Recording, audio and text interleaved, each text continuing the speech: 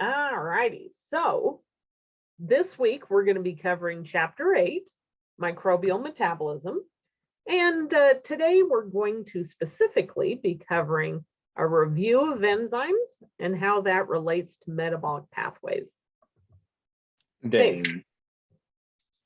Specifically, we are going to be covering the learning objectives. I'm going to open it up for questions. We're going to review enzymes and how they function. Then we're going to talk about general characteristics of metabolic pathways. Then we're going to talk about glycolysis and fermentation. And then we will talk about what to do for next time.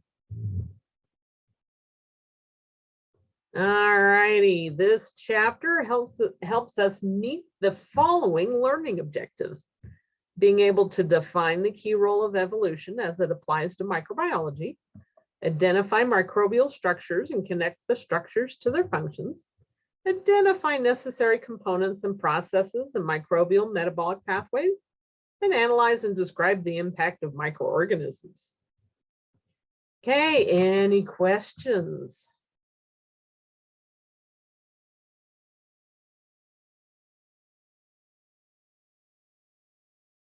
Okay, if you have some later, let me know.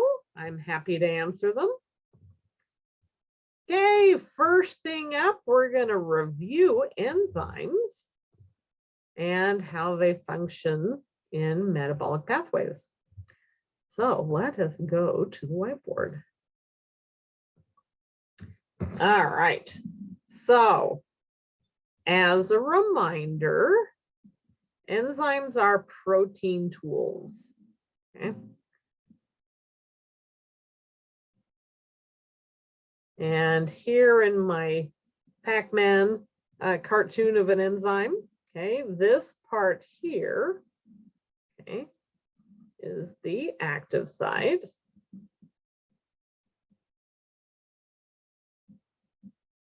Okay, and that is the site that the substrate or substrates go into. Okay, and for this particular example, I'm going to use a molecule that is known to you. Let's talk about, a simple carbohydrate. Okay, so we're going to do this nice 6-carbon sugar. I've got 1 carbon sticking up. Okay, and we're going to say that it's glucose. And so this active site, when the glucose goes in, is a perfect fit. Okay, so the substrate goes into the active site, and what comes out is the product. Okay. And we'll say in this situation, the product is a glucose that has had a phosphate added to this carbon right here. Okay. Now, for this to happen, okay, the enzyme needs some help. Okay, it needs something to provide that phosphate group. And what generally does that is ATP. Okay, ATP, if you'll remember, is a nucleotide. I've got a 5-carbon sugar here. Okay, and I've got a nitrogenous base in this case because it's ATP. It has an adenine, an A. And then on this carbon, I have 3 phosphate groups. Okay. So ATP binds to the enzyme, okay, donates its phosphate group, and it comes out as ADP, okay? So it would look just like this, it just wouldn't have that last phosphate group, okay? So in this situation, the ATP is what we call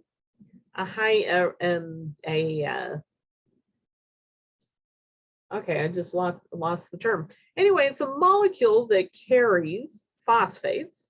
Okay, so it carries phosphates. okay, that I've abbreviated as this P with the circle around it, okay? And it also supplies energy, okay, to other reactions.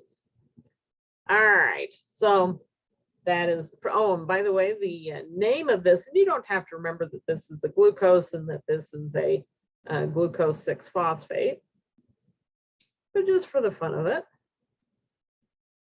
I'm going to write that down. Okay. Okay, so when we, oh, and then let me define what this other little divot is, okay? This is the, is called variously a regulatory site.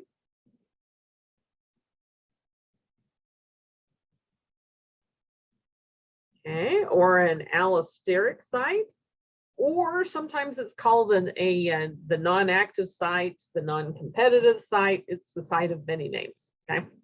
But the whole purpose of having a little divot here is so that I can use a regulatory molecule, okay, that will change the shape of the active site so that it's no longer working, okay? No longer does its job, it's the wrong shape, okay? It's kind of like turning the enzyme off without destroying it. And we'll come back to that in a bit, okay? Now let's talk about metabolic pathways, okay? Metabolic pathways are kind of like assembly lines, okay? And so let's get another enzyme here. This one, we're not going to give it a regulatory site just for the sake of time.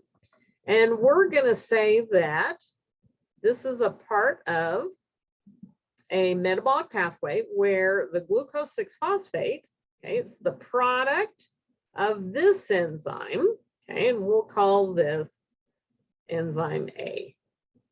We'll call this enzyme B. Okay.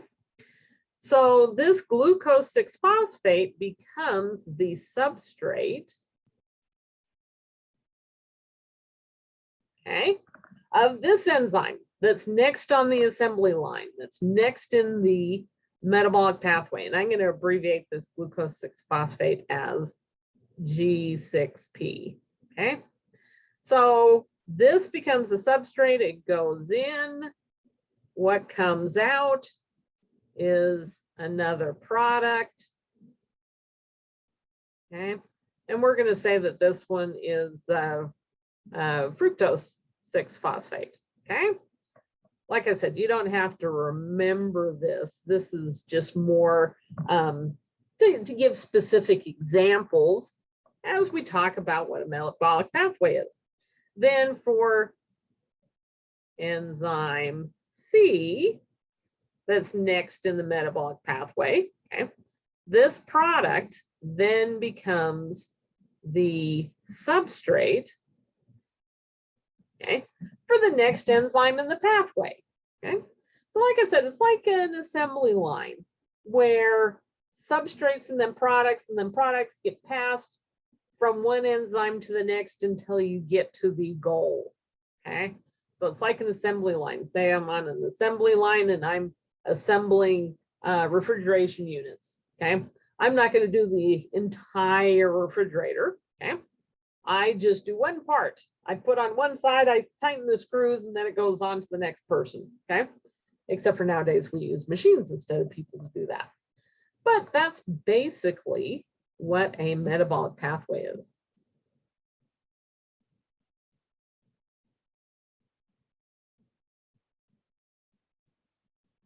Okay. All right, any questions?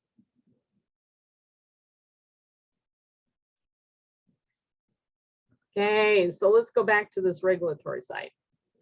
Let's say that I have a buildup of this particular product.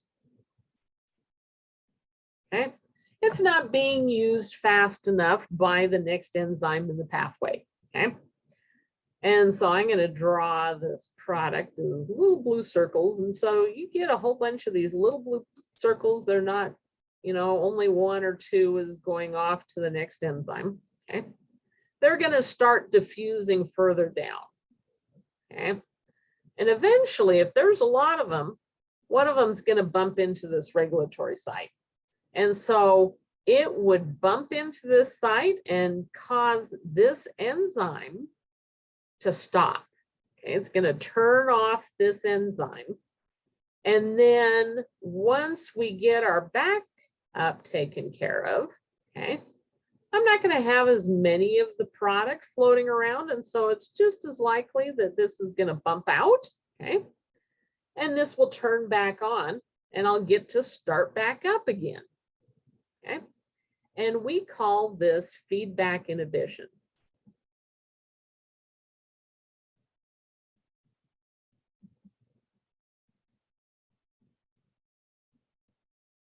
Okay, which is where the product at the end of a metabolic pathway turns off an enzyme at the beginning of the metabolic pathway, okay, inhibiting or stopping the enzyme until the pathway can kind of get caught up. Okay. All right, questions?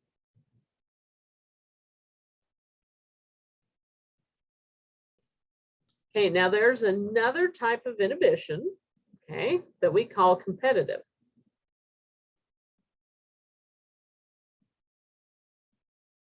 Okay, and that's where I have a molecule that's pretty close to the same shape and size as the substrate. Okay, so let's say that I have something that looks like this, okay, but it doesn't have a carbon on the sticky up part. Okay, so if I've got a lot of this sugar bouncing around in here, it's going to go into this active site and bump back out, but it's going to slow down the enzyme because it's got to spit the wrong substrate out.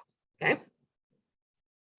And sometimes there are poisons or antibiotics, which are poisonous to bacteria and not to us, work by competitive inhibition. Okay, they are just about the right shape that they fit into the active site, but they're not exactly right.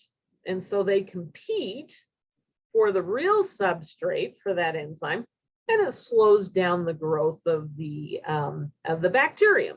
Okay. So in the case of antibiotics, like tetracycline operates by competitive inhibition. Tetracycline is pretty close in shape to a substrate in the metabolic pathway that makes folic acid for bacteria. Okay, we humans don't have this pathway. We don't have those enzymes. We have to eat folic acid. We have to eat that B vitamin. Okay, but bacteria do make it, and so when tetracycline keeps getting into this active site, it slows down the production of folic acid, which slows down making nucleic acids, which slows down nucleic acid synthesis. So that slows down division of the cell. It slows down the production of proteins, and your immune system has a chance to clear things out. Okay. All right, questions? So are they like keys? They're like keys. Yep, the substrate is like a key. It Okay. gets in there, it turns. And then if it's the right shaped key, then it turns and we get a product out. It's kind of like the key gets broken, but Okay. without getting stuck in the lock. Yeah.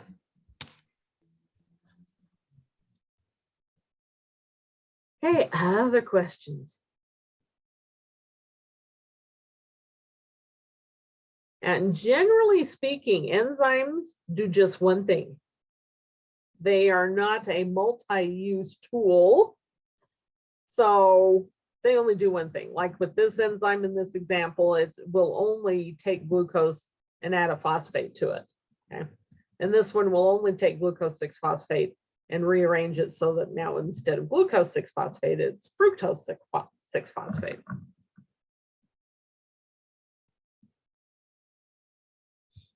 All righty. Tell you what, let's go back to the PowerPoint.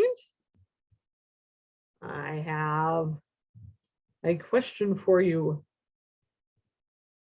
Okay, so let me move this over here.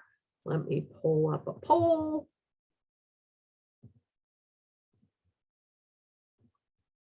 Come on. There we go. Okay, so with this one, in feedback inhibition, a product from the end of a metabolic pathway does which of the following? Okay. Now, feel free, don't worry if you get the wrong thing, if you go, oh, I know she talked about that, but I don't remember. That's part of why we're doing this. When we review it about the time that you're forgetting, then you're more likely to remember it later. Okay, we've had some voting start.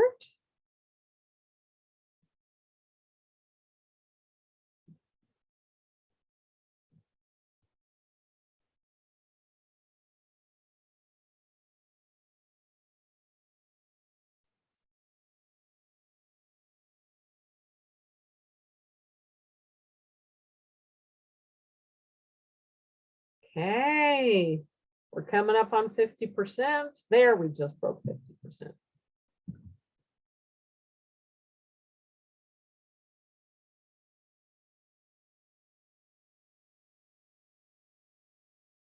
Okay, we're close to 70%. Not quite, but we're close.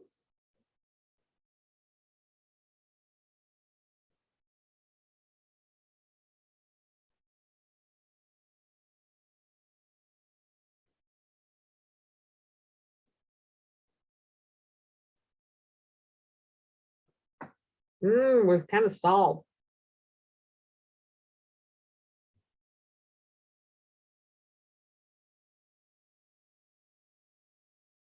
Come on, you can do it. You can do it.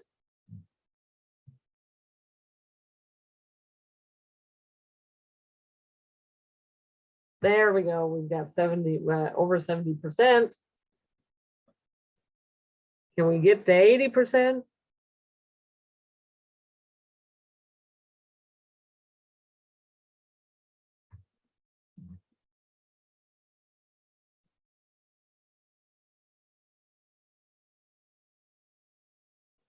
All right, just for the sake of time, I'm going to go ahead and end the poll and share results. Okay, so we had a three-way tie with B, C, and D, okay? Which is just fine. There's only one. It's actually the correct answer, but you were in there, you were struggling to remember, and you picked an answer. So that's a good thing. It's a good way to study, okay? All right, so let's take them in alphabetical order. Okay, so this answer is binds to the active site of the enzyme at the beginning of the metabolic pathway, okay, competing with the first substrate in the pathway, okay? All right, this one is halfway right, okay, because it is feedback inhibition is at the beginning of the pathway, okay? But when it's competing with the first substrate, then we call that competitive inhibition, okay? All right, so C binds to a non-active site on an enzyme at the beginning of the metabolic pathway. Okay, it's the beginning of the metabolic pathway. That's correct. And because it's binding to a non-active site, okay, whether it's the regulatory site, allosteric site, non-active site, whatever the, they choose to name it, it's not the active site. And it changes the shape of the enzyme's active site so it can no longer bind substrate, okay? This is true.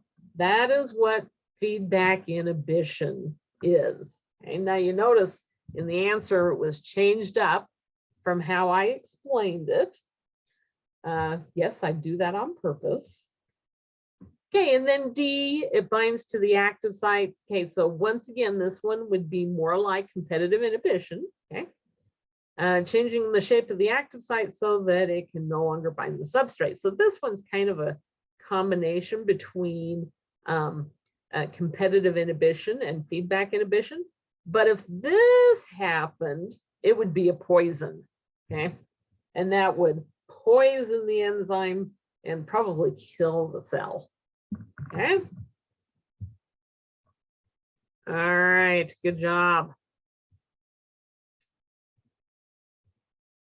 Okay, here's another one. I'm going to relaunch the poll.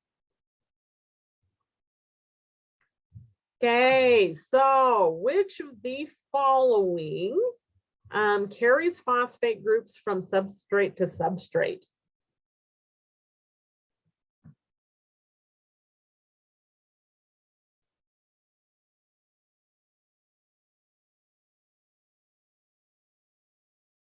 Okay, we've got some good early voting.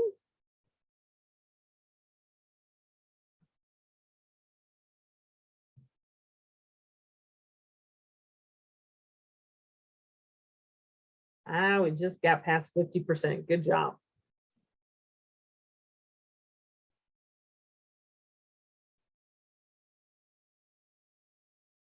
Okay, we're coming up on 70%. Okay, ooh, we're now at 80%.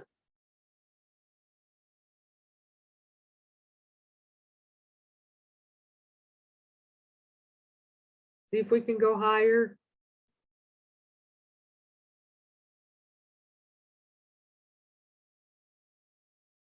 Oh, there we go.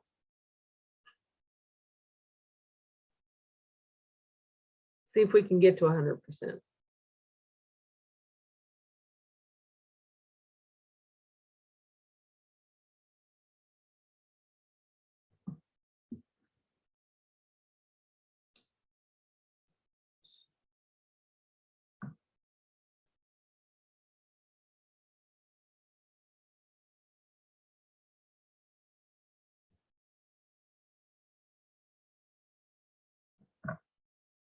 Okay, I think we have stalled, so I'm going to go ahead and end the poll.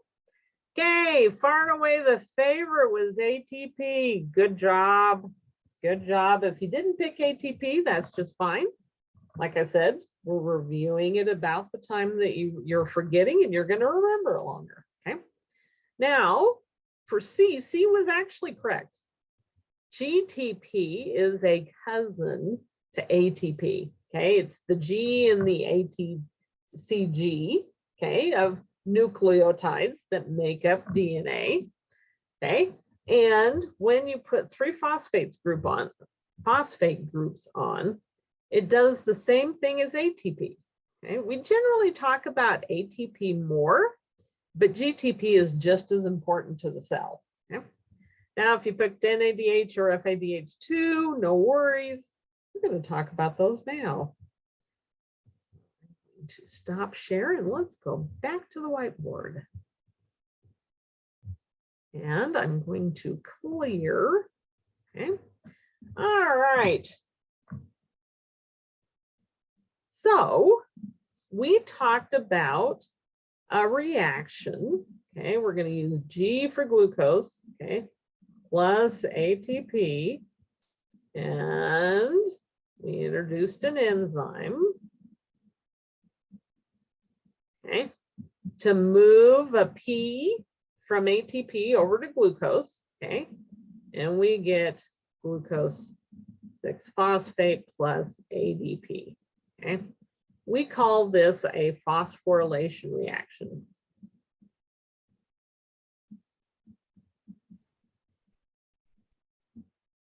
Okay, because we've moved a phosphate from ATP over to glucose to make glucose 6-phosphate. Okay, so phosphorylation reactions can be anything where we move a phosphate group from one molecule to another. Okay, but for the purposes of this class, we're going to be talking about moving to and from ATP. Okay, or from ATP or to ADP. Okay. Now there's another type of reaction that we call a oxidation reduction, okay, reaction or redox. Okay. And this is where we're moving electrons or hydrogens. Okay. Now you're probably going, why would it not be just one or the other? Okay. Well, remember that hydrogen, okay, is a little proton, okay, that's got a positive charge. along with an electron. Okay, that's got a negative charge, and the electron goes zipping around the proton. Okay. And so when you move an electron, oftentimes the proton goes with it. Okay, not always, but oftentimes. Okay, so that's why we say that these reactions are moving either an electron or the entire hydrogen. Okay, so let's do an example. Let's say that I have molecule X. Okay, and I need to have it become XH. Okay, so there's an enzyme for that. Okay, sometimes we will take that from another molecule. Okay, and so I'm going to move this hydrogen, this H, okay, from Y over to X. Okay. And this Y is probably going to become negative. Okay.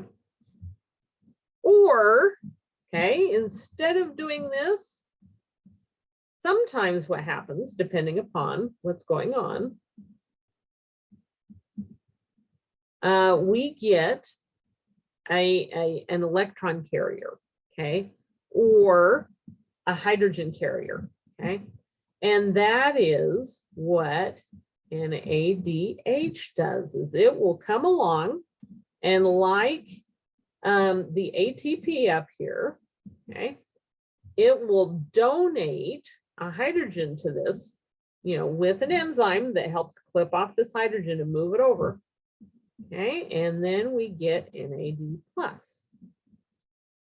Okay, and so we call these activated electron carriers. Okay, I'm not going to make you remember that. Okay, but they are involved in oxidation reduction reactions. Now let's get to the oxidation and the reduction part. Okay, and I have a good mnemonic for this because personally I have to use the mnemonic to remember which one's which. Okay. So my favorite is oil rig. Okay. Oxidation is losing an electron. Reduction is gaining. Okay. So because the X is gaining a hydrogen, it's gaining electron along with the hydrogen. Okay. So it is reduced. Okay.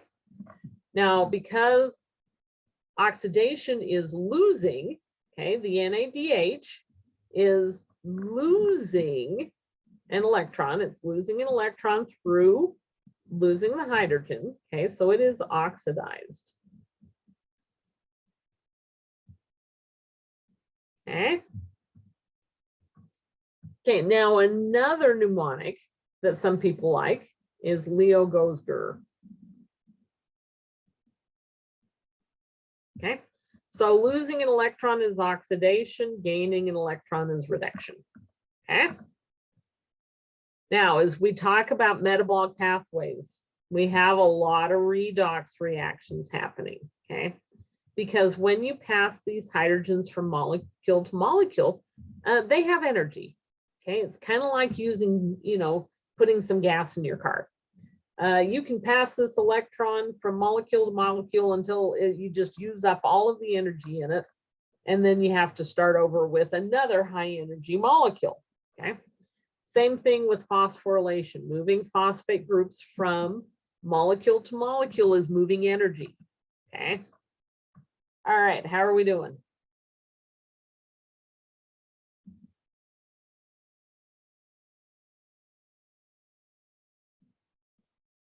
Yeah, I know it's a lot for the first class right after spring break. Okay, I have a question. Sure. So NADH is just used to transfer the hydrogen, so it doesn't have to be binded, because the one above it, that's another Oh, thing. like this one? Why is another one? Well, it's not. Why is something like NADH but not? Because sometimes it's not one of these activated electron carriers. It's let's say, for example, and this is a made up example, but let's say this is glucose and say this is fructose. And this enzyme moved it from, from glucose to fructose. And so it's not one of these activated carriers. In other words, there's a lot of different examples of how this can happen. Okay. Does that help? Yeah, that answered my question. Yeah. But for this class, the only ones that you're going to have to remember are the ones where you have an activated electron carrier. Okay. Okay, which And is so- NADH. NADH, yeah, and it's oxidized version, which is NAD plus. And let's go ahead and talk about the other one that we're going to be using in this class, and that is FADH2.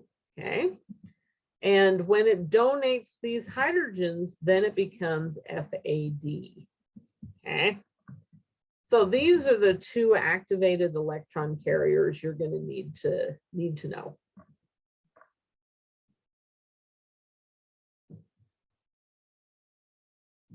Okay, question.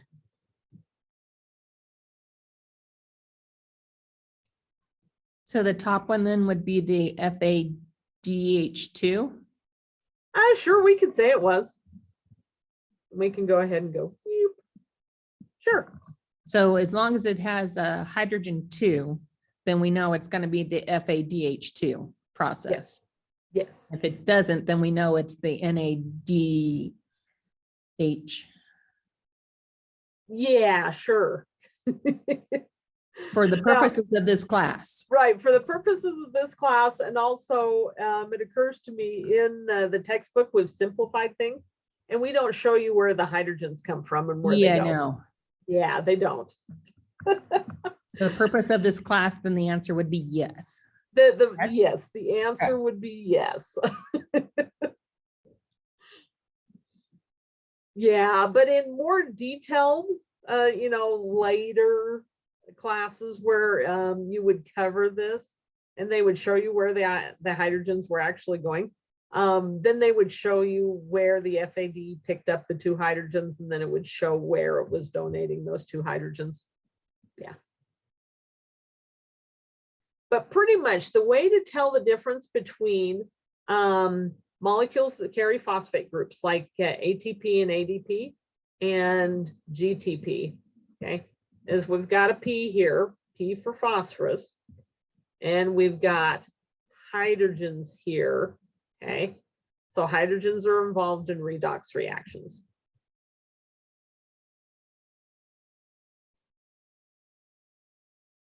Okay, how are we doing? Do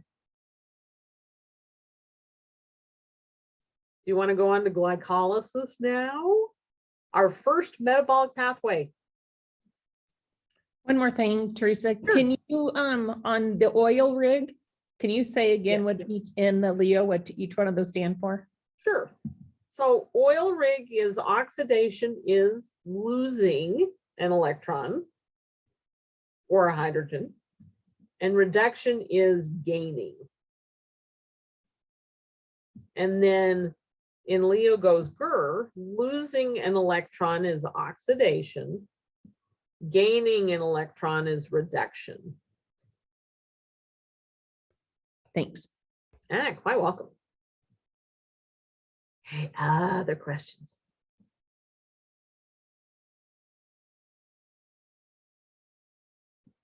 Okay, let's go on to glycolysis. Okay, so glycolysis is the first metabolic pathway that we're going to talk about. And it's also the first metabolic pathway that we figured out all the moving parts to it. Okay. And it is glucose, glyco comes from glucose, splitting. Okay, so glycolysis is glucose splitting or bursting. Okay. Now there are other carbohydrates that can that are the starting substrate for glycolysis. But because we figured it out with glucose, that's where we're going to start. Okay, so what we do is we take glucose, and this is happening in your cells even as we speak, okay? And it also happens in the bacteria in your intestines. It's happening all over the place because so far as I know, 99.99% of cells are able to do glycolysis, okay? So using a bunch of enzymes, okay? So remember, it's metabolic pathway where the product of one enzyme becomes the substrate of the next one. And in this class, I'm not going to make you learn all the different intermediates, but we take glucose and we split it, okay? Okay, now glucose is a 6-carbon carbohydrate. Okay, and we split it into 2 3-carbon carbohydrates. Okay, and those 2 are either called pyruvate or pyruvic acid. Personally, I prefer pyruvate. We won't go into why it's called one or the other, okay? But we have all sorts of enzymes along the process, okay? So in the case of glycolysis, it's kind of like in business. If you want to make money, you got to spend money. And it's kind of like that in glycolysis. We have what is called an energy investment phase, okay? Where we take 2 ATP, okay, one at one spot and another at another spot, and we take those and we do 2 phosphorylation steps, and we get 2 ADP out. Okay, so we use 2 ATP. We've used some energy in the hopes that we're going to get more out at the end. Okay. So per pyruvate, okay, I'm going to take 2 ADP and I'm going to do some phosphorylation reactions, okay? And I'm going to get 2 ATP out.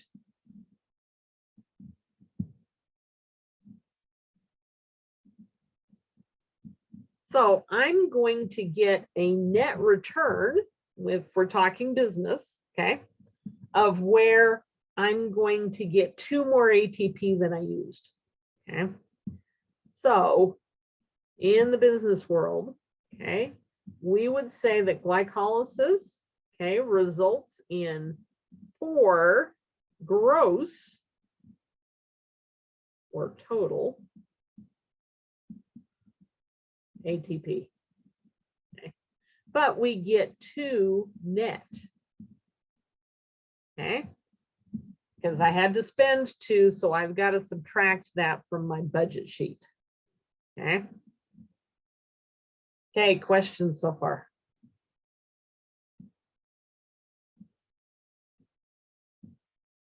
Okay, now per pyruvate, we also get some NADH, okay.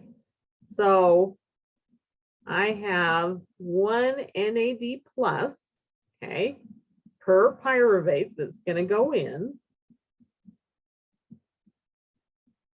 And they're going to pick up a hydrogen that otherwise would go to you, would be wasted.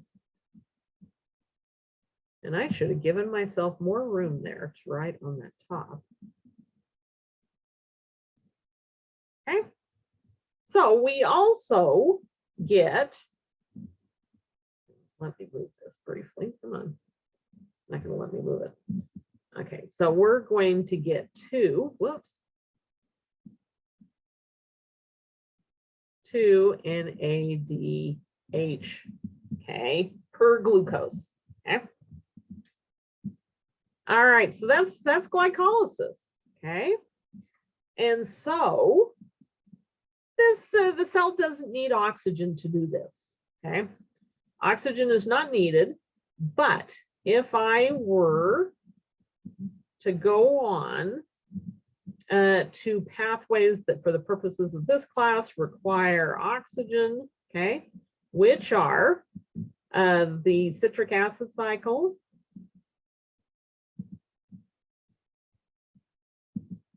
okay, also known as the Krebs cycle, or the TCA cycle. Anyway, it's the cycle of many names, and the electron transport chain. Okay, I need oxygen. Okay, here, you know, for glycolysis, no oxygen is needed. Okay, it can happen in the presence of oxygen, but it's not needed. Okay. Now, if there's no oxygen and I can't proceed on to the citric acid cycle, okay, or the electron transport chain, I need to recharge these NAD pluses so I can keep glycolysis going, so I can still get these 2 net ATP, okay? So what the cell does is it goes into fermentation.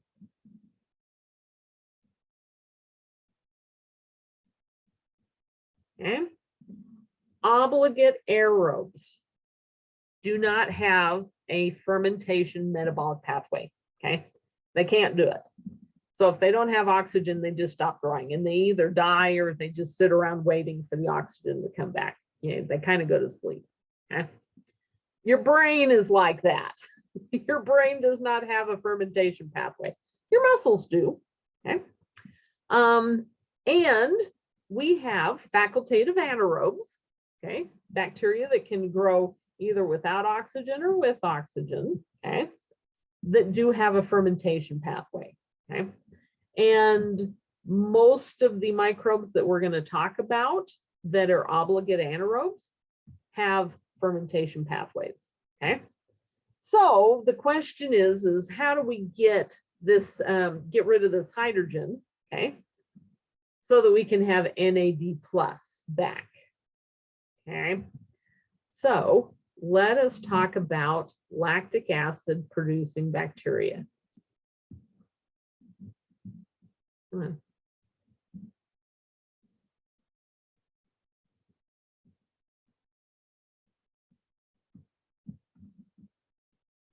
Okay, these are the bacteria that we use to make dairy products, okay? That make cheese and sour cream and yogurt, okay? So you don't have to remember the structure of pyruvate, but I find that it helps me explain what's happening. Okay, so pyruvate looks like this, okay? And let's see, it's got an acid on the end. That's why we call it pyruvic acid. Okay, so what happens is in lactic acid producing bacteria and also your muscles, okay, the NADH here comes and donates a hydrogen here, okay. So this NADH is going to come down, it's going to donate a hydrogen, okay, and that's going to turn it back into NAD plus, okay? So when I donate a hydrogen here, this is going to make lactic acid. So see how I've got an OH here instead of this double bonded oxygen, okay? So this is lactic acid. And this acid production, okay, denatures the protein in milk, okay, and forms whey and curds, and we take that out and squish out all the water and we make cheese. Or if we don't wait that long, okay, it thickens up the milk and we get sour cream and yogurt. Hey, cool, right? So that is the pathway that lactic acid bacteria use. Okay, and we use this fermentation product, lactic acid, to our own purposes. For the bacterium, you know, they just excrete it, they're getting rid of it. Okay. All right. Now, if we're talking yeast, okay, Okay, yeast do something a little bit differently.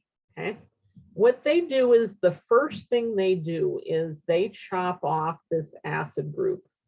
Okay, and it leaves as CO2.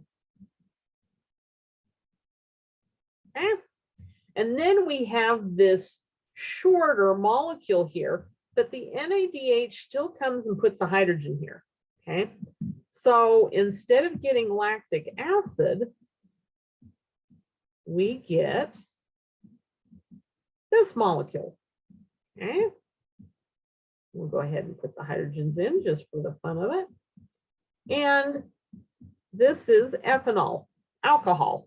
Okay, and so what yeast do is they snip off this CO2, they make alcohol. Okay, and if we're making bread, we're after the CO2 because that causes the bread to rise.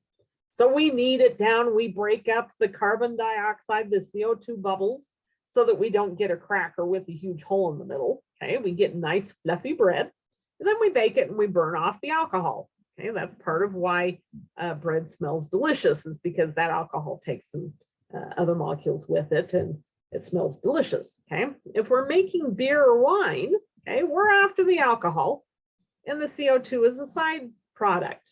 Okay, and that's why beer and wine are bubbly and yogurt is not. Okay. But as far as the yeast is concerned, it's not after the CO2 and it's not after the alcohol. It's just trying to get this NADH back, okay, so that it can continue doing glycolysis and still get the 2-net ATP, okay, because 2-net ATP are better than no ATP. If it's going to get no ATP, it either has to hibernate or it's going to die, okay. All right, questions about fermentation and glycolysis?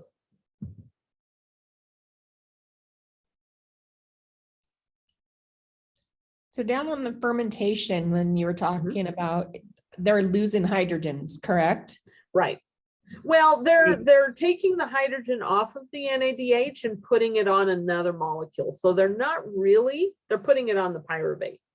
So they're not really losing one, they're just moving it around in a redox reaction.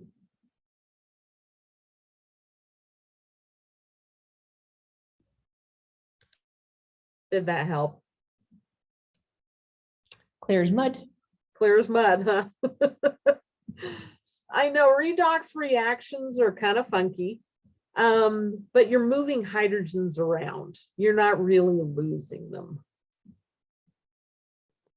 You're just losing where they're bonding. Right, right. You're losing where because so like this NADH is losing a hydrogen to pyruvate, okay? And it's becoming NAD plus so that it can go and pick up another hydrogen, okay? It can continue on its delivery route, okay? Which keeps glycolysis going. And then the oxygen is changing from a double bond to a single bond with the hydrogen. Yes, it's going from a double bond between the oxygen and the carbon here. Whoops, wrong one, sorry.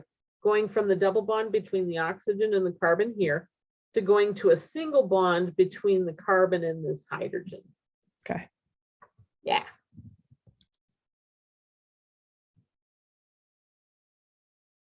Okay. Now, in the previous section, they had a very good question, okay? Which is why, particularly in the textbook, why they don't refer to fermentation as anaerobic respiration, okay? So I'm going to go ahead and answer that question now because it involves Louis Pasteur, and you know, what kind of microbiologist would I be if I didn't talk about Louis Pasteur? Okay. All right. So back in the day,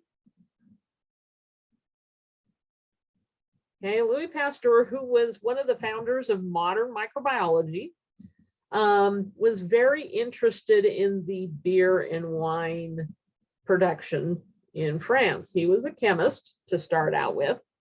And he was interested in helping these industries be better okay?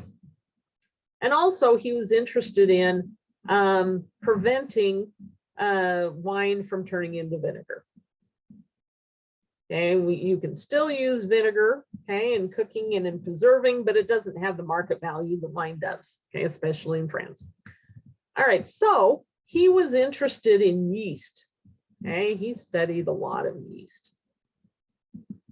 And so when you, and we'll talk about this next time, when you respire, okay, so I'm a human, so I've got my yeasty beastie here. Let's go ahead and put our yeasty beastie. And we're going to put a person, okay. We'll say this is Louis Pasteur. And I just almost didn't give him a leg, okay. When we respire, we breathe in CO2, okay, and we breathe out carbon dioxide, okay. Yeast, when they are in an oxygen environment, do the same thing, okay. They breathe in CO2, except for they don't have lungs, so they don't really breathe. And they breathe out CO2, okay. But when you go into fermentation, what we do is we cut them off from oxygen, okay. So we cut them off from oxygen and they still breathe out CO2, okay? Except for they don't have lungs, so it's not really breathing. But they also produce, okay, alcohol, okay, which is the whole point of making beer and wine is you're after the alcohol, okay? So Louis Pasteur called this anaerobic respiration.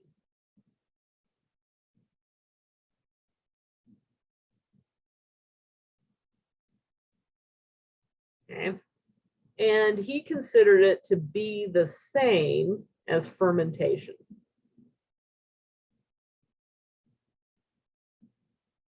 Okay. And by the way, your cells can a short amount of time, particularly your muscle cells, your brain not so much, but your muscle cells. So let's go ahead and get a muscle cell here. So we'll do a nice long, I'm not going to put the striations in, but we're going to put a nucleus there. Okay, so if your muscles are cut off from oxygen, like if you're doing a sprint and you have your respiration hasn't caught up to supply more oxygen to your muscles, temporarily you will undergo lactic acid fermentation. Okay, so that pyruvate at the end of glycolysis, okay, temporarily will be turned into lactic acid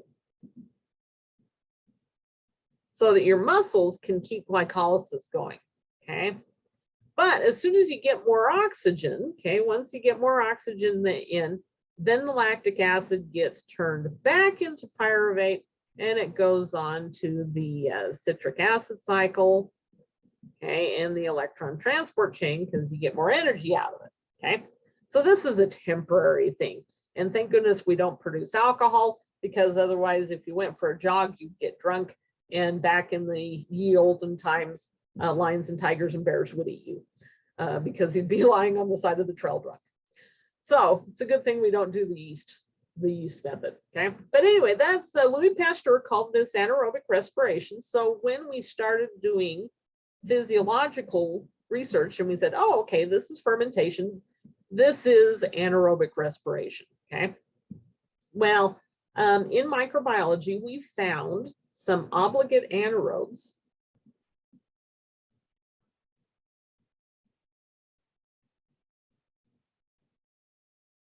okay, they can't be in oxygen if they're going to grow. Oftentimes oxygen will kill them, okay, that have an electron transport chain, okay, but they don't use oxygen in that electron transport chain. They don't breathe in oxygen, okay, but it's still respiration because at some point they defined respiration as needing an electron transport chain, okay.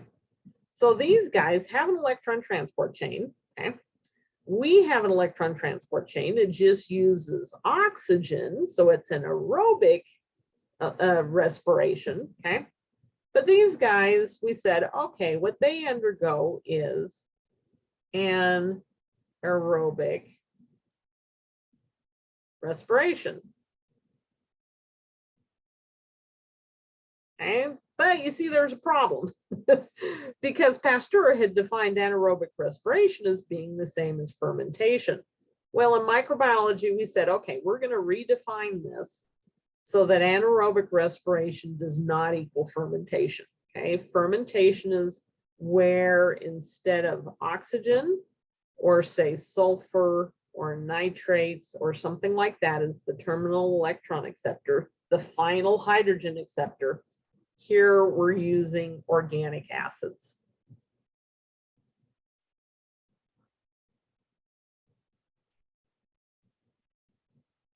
Okay, specifically pyruvate. That's the only one you have to remember in this.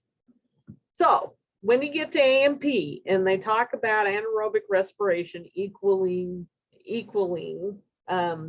fermentation, okay, it's just because the human anatomy and physiology researchers didn't get the memo that we've redefined this. And so it's kind of like in different disciplines, we use similar terms, but we mean something different.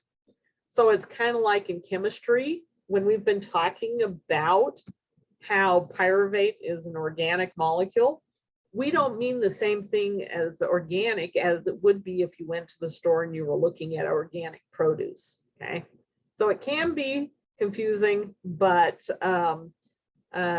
yeah, you just have to learn two different meanings for each of the terms. So, okay, questions. Questions as to why I will never refer to fermentation as anaerobic respiration. Louis Pasteur notwithstanding.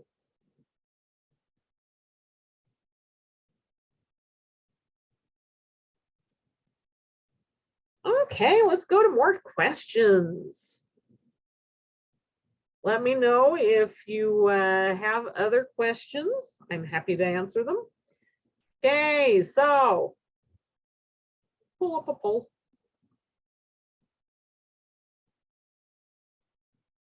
Okay, which of the following carry energy-rich electrons to the electron transport chains? Okay, now we didn't talk about electron transport chains yet.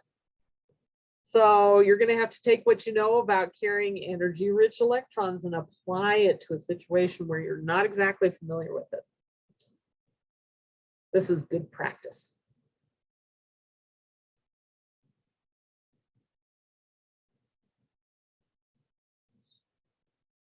Okay, we've got some good early voting.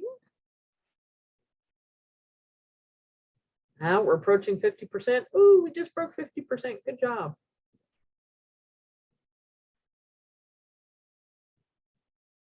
Oh, we just broke 70%.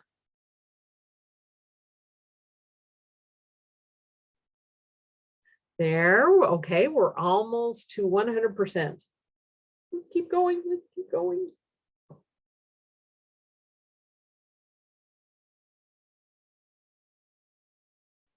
Now we're at 90%. Almost there, almost there.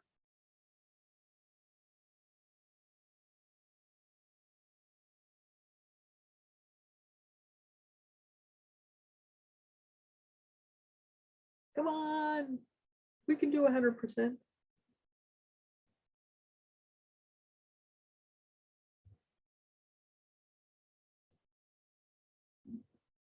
All right, just for the sake of time, I'm going to end the poll. I'm going to share results. Okay, so the favorite answer was NADH. Good job. It's got an H in it. It carries hydrogens. And when we're talking about carrying hydrogens, we're also carrying electrons. Okay, good job. The next favorite one was FADH2. Good job. It also has an H in it, two of them actually. So it is carrying energy-rich electrons. Okay. All right. So if you picked GTP or ATP, that's all right. But just as a reminder, these carry phosphate groups. Okay. They are energy-rich phosphate groups, but they are not carrying electrons, hydrogens by themselves. Okay. All right. So if you picked these, don't worry. It just means you're going to remember it better later. All right, so let's go past these. Okay, so let's, I do have a question. sure. Sorry. Do you Oh, mind no problem. repeating what's the term for the NADH? What is it? I'm sorry. Oh, so the term for this is a high energy electron carrier. Okay, thank Yeah. you. Oh, quite welcome. Sometimes we call them activated carriers too. But generally we call them high energy electron carriers. Okay, other questions?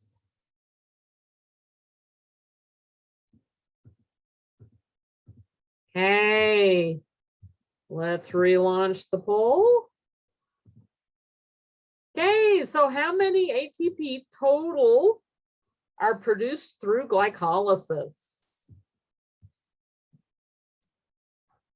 Oh, I You're need to missing give one. you, yeah, I'm missing one. Tell you what, I'm gonna end the poll real quick and I'm gonna find, why do I not, oh, there's the 5 answer one. Let me relaunch that. Because that's not fair to have 5 answer options and then not give you 5 places to vote.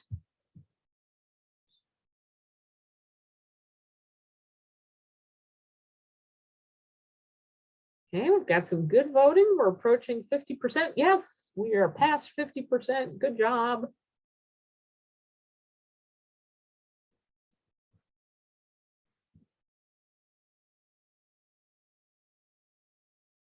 Okay, we're at 60%, 70, ooh, 90. Let's get to 100. There we go, 100%. Good job.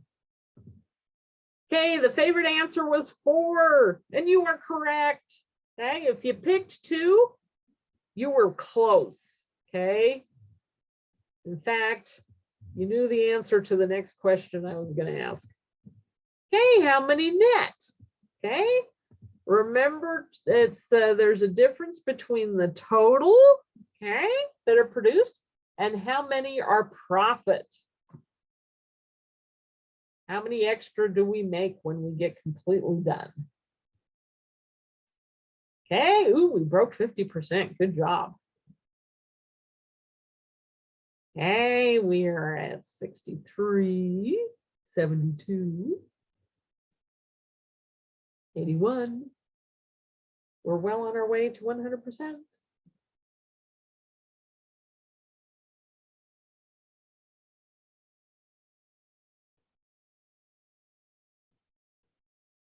Okay, we're almost there. We're almost there. Good job. Okay, so the favorite answer was 2. Good job. That is the correct answer. Okay. So remember in glycolysis, we make 4 total. Okay. But we used 2. So we have to subtract the 2 from the total that we make. And that leaves us with 2 extra, with 2 net. Okay. So if you picked 1, 3, or 4, no worries. This is practice. You will remember better later. All right, so let's go on to the next question. Okay, so how many NADH are made in the process of glycolysis?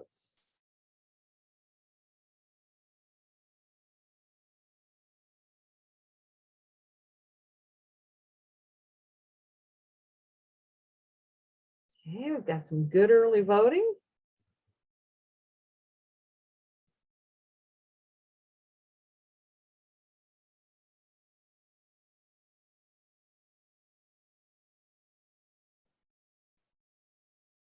Okay, we're past 50%. We're pretty close to 100%.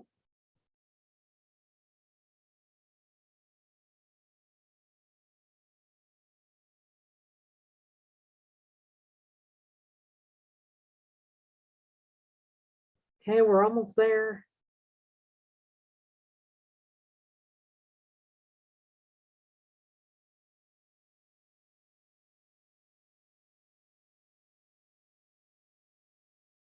Almost.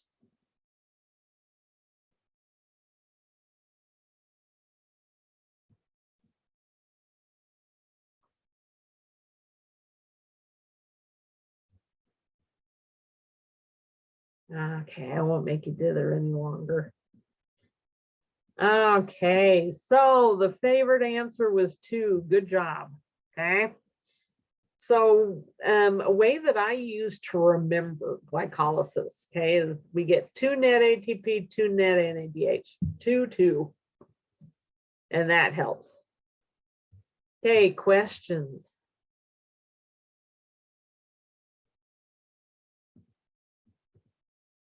Okay, so,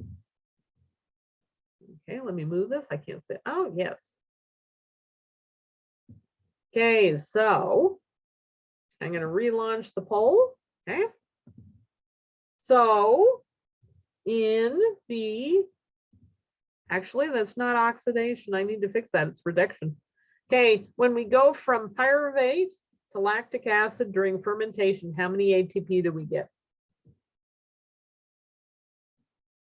Okay, we're taking pyruvate at the end of glycolysis and we're converting it to lactic acid by giving it a hydrogen. So it's actually reduction of pyruvate.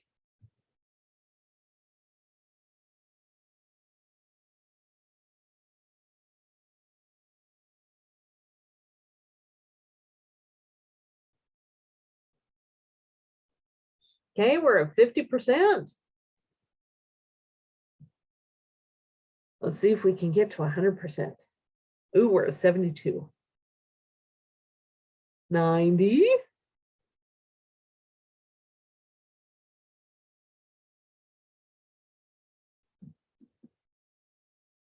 Yay, we're at 100%. Good job. Okay, we're going to share results. Okay, the favorite answer was 2, followed by 4, followed by 3. And then we had one brave person that voted 0. Guess what? It's 0. So if you picked 2 or 4, that would be true if I said how many ATP were produced from glucose to lactic acid. Okay, going through glycolysis and then into fermentation. Okay. But actually going from pyruvate to lactic acid, there's no ATP produced, not directly. Okay. All right. So if you picked 2, 3, or 4, that's all right. It was a question that was designed to make you really think and struggle. And because you did, then you're going to remember the answer for longer. When I asked, oh, maybe a similar obnoxious question on the test. Okay, questions. Questions why the answer is 0 and not 2, 3, or 4. On that question, though, the correct way to ask it would be reduction, right? It would be reduction. Yes, I got it wrong. I didn't do oil rig when I was writing this question. Yeah, so it's supposed to be reduction. Yeah.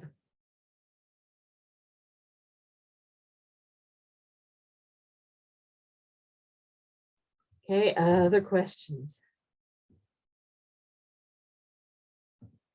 Okay, let's see. I think that, let's see. Now here's I think this is the last question.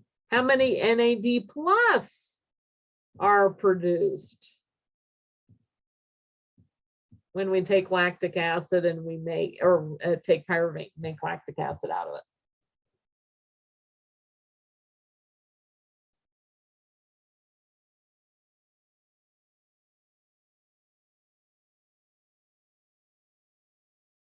Okay, we're up to 72 already. Good job. We're coming up on 100.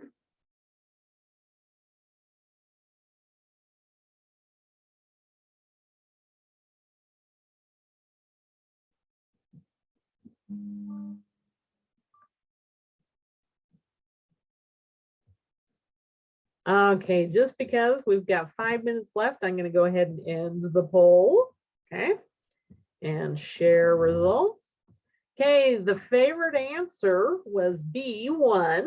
Okay, and you are correct. Okay, per pyruvate, you get 1 NAD plus. Okay, now the next favorite answer was 2. Okay, which would also be correct. Okay, if we're looking at per cycle of glucose or the glycolysis going into fermentation. Okay, because remember, per glucose we get 2 pyruvate. So we would get 2 NADH, okay, per pyruvate produced from glucose, okay? So I'm gonna say 1 and 2 are both correct, okay? On the test, I would specify how many pyruvate I was talking about, okay? Individual pyruvate or whether I'm talking per glucose, okay? So if you picked 0 or 4, that's just fine. Remember, this is practice, okay? When you quiz yourself, you remember better. Yes, we had a question. So for 1 pyruvate, it would be 1 NAD plus. Yes. Okay. And per glucose going into fermentation, because per glucose we get 2 pyruvate, then it would be 2 NAD plus. Okay. And there's 2 pyruvate in glycolysis? Yes, you get 2 Okay. pyruvate at the end of glycolysis. Yep. Cool. Yeah. Okay, good job, everybody. All right, let us move on to what to do for next time. All right, so we're going to be covering the citric acid cycle and electron transport next time we meet. So you'll want to read up on that, because I realize that a lot of this is brand new information for you. And so if you read through it in the textbook, you're probably going, I don't get this. I don't get this at all. That's normal. That is normal. But it'll start to sound a little bit familiar when you come to lecture and I talk about it. And then you're probably going to need about 4 more times of studying it intensively before you go, oh, I'm starting to get it. Okay. So don't feel bad if it's like you're reading Upper Klingon and I'm speaking Upper Klingon and you're going, and I didn't get the dictionary. Okay. Okay, also case study number 3 is due this Friday. Okay, make sure you take a look at my comments and also take a look at the answers. For case study number 2, you'll find the answers in the week 8 assignments folder. And then if you have questions specifically about your case study number 2 or case study number 1, feel free to come to my office hours. Okay, I'm happy to go over that with you. Okay, exam 3 opens this weekend. I have not finished writing it, but I'm pretty close. And it opens this Friday and it'll go until a week from this Saturday. Okay. And then the embedded tutoring assignment number 3 is not due for a couple of weeks, but it's always good to meet with Rochelle either on the discussion board or in her collaborate sessions right before an exam. Okay, questions? What are your office hours this week? So my office hours currently on Wednesday, I have them tomorrow. I have them from 1 until 2:30. And then if you would like to meet with me on Friday, I can make that happen. Yeah, so you'd have to email me for that one though.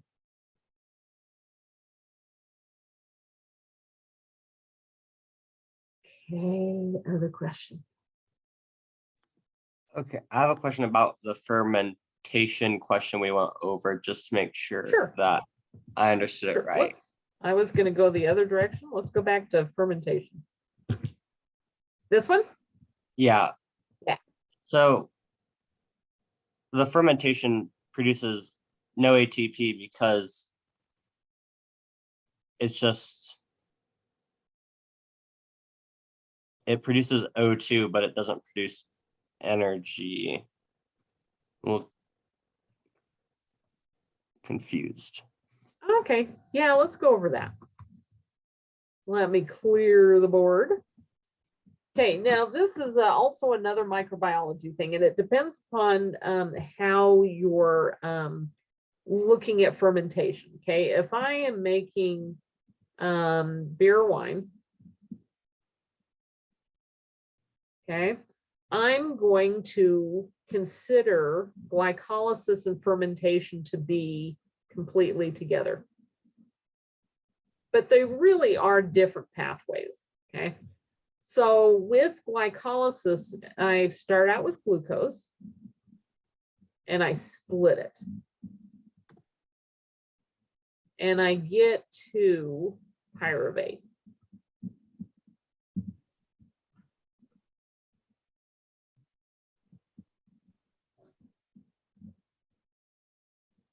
Okay, and in the process, okay, I use 2 ATP, okay, and I get 2 ADP out, okay, but per, and this is, I won't make you learn what molecule is here, but per these molecules that are the originals intermediates, I take 2 ADP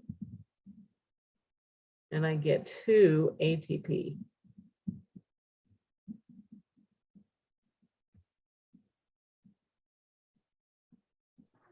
And in the process, I take 2 NADHs and they pick up a hydrogen. And I'm drawing this wrong. Let me get rid of the 2 because it's 1 per pyruvate. And I get 2 NADH. Okay. And that's for glycolysis. Okay. Yeah. Now, when I go into fermentation, okay, and if I'm making bread or beer or wine, this is the part I'm interested in. I take this pyruvate and I reduce it, okay, and if I'm making beer or wine, then I make ethanol or grain alcohol plus CO2, okay. If I'm making yogurt, okay, then I'm getting lactic acid. Okay. Okay, but there's no ATP generated here. Nope, none. Instead, what I'm doing is I'm taking this NADH and I'm recharging it. So I've got an NAD pluses to keep glycolysis going. Okay. Okay, cool. Yeah, so for that fermentation question, I was asking about this part. Okay, cool. Yeah. All right. Because it's the second part then, because the glycolysis is the first part that makes the pyruvate. Right. So Yep. then fermentation is taking the pyruvate and then converting it into the ethanol or the lactic acid, correct? Yep. Yep. And the reason why I separate them now, if I were a vinier or a brewer, I would not separate these processes because I'm interested in the end process.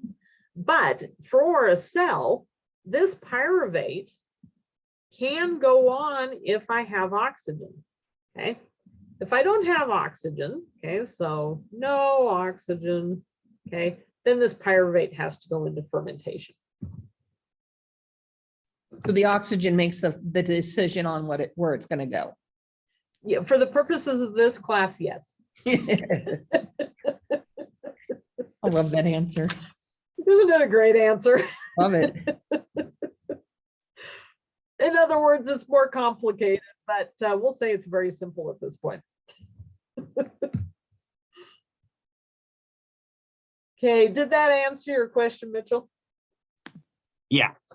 I was Okay. kind of thinking about that when I answered it, but I kind of I chose my answer because you didn't say anything about it.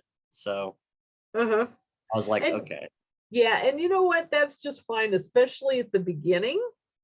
You know, it's there's nothing wrong with picking an incorrect answer when we're practicing like this because it leads to a good discussion, which leads to greater understanding.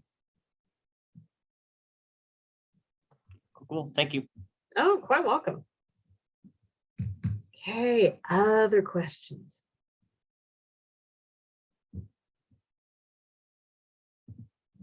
Okay, well, let's go ahead and call it good for today.